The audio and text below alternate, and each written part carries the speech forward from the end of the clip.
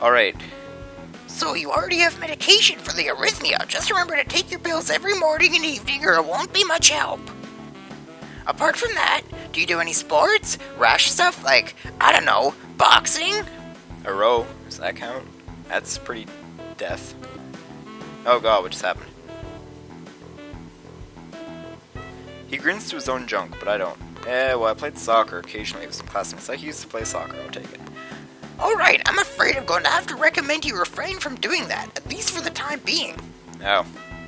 My lack of reaction makes him raise an eyebrow, but really I'm not too bothered by him forbidding me to kick a ball around.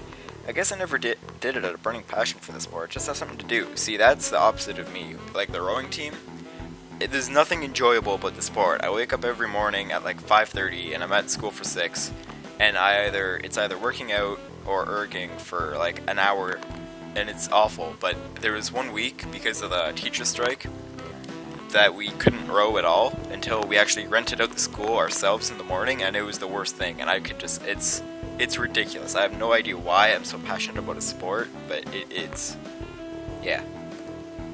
Any kind of concussion might be very dangerous to your heart, and risking another attack is not a good idea. I'm just getting tired of this now. I just want to rush through this. I want to get to the fun parts. Was the previous one caused by a sudden concussion to the chest area? There's no mention of the cause in your papers. Yeah, not exactly. I sidestep the question acceptably and he glances me over his papers with a more serious expression on his face. Still, you need to keep your body healthy, so some exercise would do you good. We have physical therapy and such available, as I said, but I don't think you really need such heavy measures. Just get some light exercise regularly. Brisk walks or even light jogging. Jumping rope, that sort of thing. Swimming, maybe? There's a pool here. So I was told. You were? Very good. At any rate, I'm sure you've been told this before, but you need to take care not to overexert yourself. He wags his finger to emphasize the point. No need, really. I've heard this 1,000 times already. Absolutely no unnecessary risks. Take care of yourself. Okay, he goes over my papers one more time, sets them on the desk, obviously content. Good, that's it then. Come meet me if you ever need something.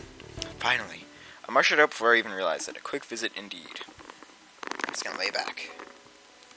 I end up standing in front of the main building and the auxiliary building. Although, to my... Oh, I accidentally clicked. I don't know how to go back. It's the first real look I get at the other students, so I watch people coming out of the school, going toward the gate or the dorms. Everyone seems to know where they're going. And I still keep thinking that most of them don't look too special for being students at a special school. Then again, neither do I. Does that make me one of them? One of us? Ellipses points. I should go somewhere too to prevent me from getting lost. It's around dinner time, but I feel tired instead of hungry. The wariness in me only grows as I grudge toward the door, set a little way apart from the main building complex. There's a garden of sorts between the school and the dorms, shrubbery, flowers, and that overbearing smell of fresh-cut grass that fills the atmosphere. You know what? I think I'm gonna go to full screen here. I don't know why, just this little thing. Now that I'm leaning back, full screen mode. Oh gosh, no, disable full screen mode. I can't see the recording thing. Okay. Oh, this is overheating. Okay, return. This is gonna be the last one, I think, because I need to give the laptop a break. But I have like all day to do whatever, so I'll probably do this again. There's a garden of sorts between the school and the dorm, shrubbery, flowers, and that overbearing smell of fresh-cut grass. Oh, people walk by outside. It dawns on my tired mind that the smell feels novel because I haven't been outside at all for so long. Look at those faces down there. Ugh. Ew. The dorm building is big and made of red brick. I almost said fresh red brick. What is that? Like the others, it feels way too pompous for what it is, so I push forward, going inside. It takes more time than necessary to fish out the key I was given from my pocket. Room 119. Despite the ornate exterior, the inside of my dorm is fairly new, functional, and boring. Just like in the main building, the halls and doors are wide to accommodate wheelchairs, and the same goes for the elevators at the end of the hallways. I poke my head around the corner of the common room. Inside, a few students are watching the television. One nods and gives a quick hello before turning back to the TV. Seems that the only girls around here are sociable. I suppose that's perfectly fine with me. Seems that only the girls, sorry. I climb the stairs to the upper floor. Here, small corridors branch off from the main hallway. Each of these minor halls seems to have a toilet and a shower, as well as 4 rooms. About halfway down the hall, I spy room 119. The nameplates on the rooms adjacent to mine are blank. I guess there are just 2 of us here. Light shines from below the door from 117, so I knock lightly. Hello, is anyone home? From inside I hear a few movements, and the clicking of way more locks than I thought these doors had. After a moment the door squeaks open. Oh gosh.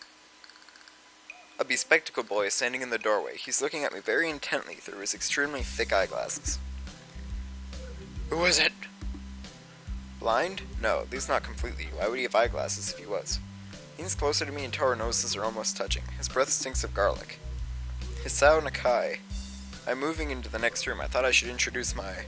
His face suddenly brightens in realization. He stands back upright, thrusting his hand out in a smiling greeting, almost straight to my diaphragm. Oh, sup dude, the name's Kenji. Alright, that's the name, for sure. Or not the name, the voice. Ah, hi. I take Kenji's sweaty hand, Yuck, and shake it, still a little rattled by the sudden change of attitude and vehement welcome. There were some suspicious-looking people going in and out of your room earlier.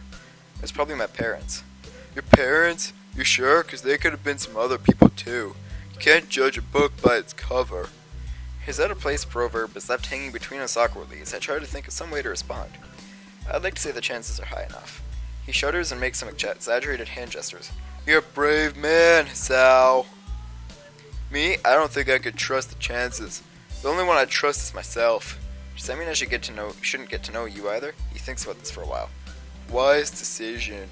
Damn, you're smarter than you look.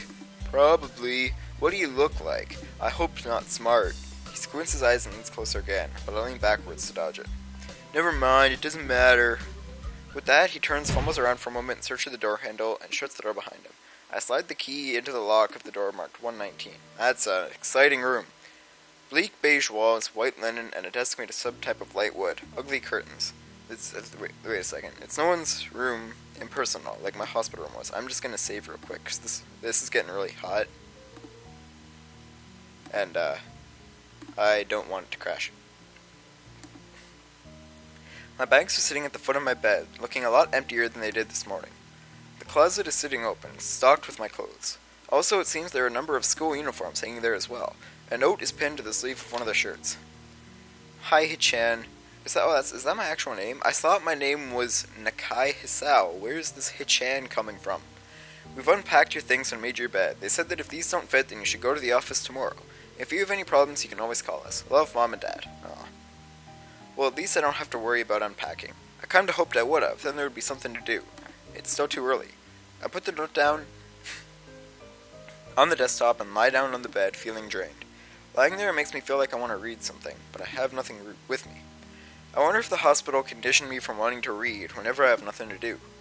The restless urge just keeps growing until I have to send out. My nose is plugged. What is this? Maybe it's stress or something. I was pretty nervous about it before coming, and for the entire day today too. I still am, I think. I gotta sit up. Damn, I have to distract myself somehow, so I won't be this unnatural all the time. Tomorrow, I'll go borrow some books from the library. Yeah, I'll do that, but for now... Oh. The bottle of medications neatly arranged on my night table catches my eye. I pick one up and shake it just to hear the contents rattle inside, then read the glued-on pharmacy label. Hisao Nakai. 2 tablets daily to stay alive. Oh, wow. That's blunt. Whoever wrote that is a dick. It doesn't really say that. Oh, okay. But it could just as well. It's kind of twisted having your life depend on chemicals like this. I resent it a little, but what choice do I have? With a sigh, I begin my new daily ritual of taking the right number of pills from each bottle, being careful to check the correct dosages. I love these points. I lie down again, feeling hollow and uncertain, and after that I keep staring at the blank, unfamiliar ceiling for a long time. And now it's nighttime. It doesn't start looking any more familiar, not even after darkness falls and long shadows draw across my room like fingers. The sheets feel slightly more comfortable, warm and nest-like against the chill that passes for room temperature here. Soon the lighter shade of darkness that is the ceiling looks like every ceiling does at night, and it becomes the only thing I recognize anymore. The night beckons me to sleep, and I feel the coldness of unfamiliarity and fear creeping up my spine once again. I keep drifting further away from the world I knew. And my eyes close.